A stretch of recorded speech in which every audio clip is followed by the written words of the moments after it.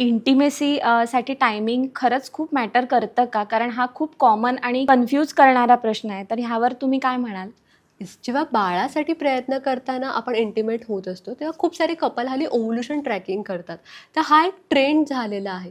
पण as per research 30% ज्या pregnancy राहिलेल्या आहेत त्या कधी कधी बिफोर ओव्ह्युलेशन डेज किंवा कधी कधी आफ्टर ओव्ह्युलेशन डेजमध्ये राहिलेल्या आहेत. म्हणजे माझं स्वतःचं एक्झाम्पल द्यायचं झालं तेव्हा ओम माझ्या पोटात असताना आम्ही सोनोग्राफी केली तेव्हा रिव्हर्स कॅल्क्युलेशन केलं तर त्यातून असं दिसून आलं की कदाचित आम्ही ओव्ह्युलेशन डेच्या नंतर इंटिमेट झालेलो तेव्हा ओमचं एक जे आहे ते प्रॉपर फर्टिलाइज जाऊन त्याचा जन्म झालेला आहे. सो खूप साऱ्या कंडिशन्स अशा आहेत. त्यामुळे जस्ट ओव्ह्युलेशन ट्रॅक करून परफॉर्मन्स प्रेशर घेऊन तेव्हाच रिलेशनशिप ठेवण्यापेक्षा जर तुम्ही एका घरात राहताय, लाँग डिस्टन्स रिलेशनशिपमध्ये तुम्ही नसाल तर आपला नवरा आहे, आपली बायको आहे, जेव्हा तुम्हाला इच्छा होईल तेव्हा छान एकमेकांसोबत मनापासून इंटिमेट व्हा, रॅदर दॅन प्रॉपर ट्रॅक करून इंटिमेट होण्यापेक्षा.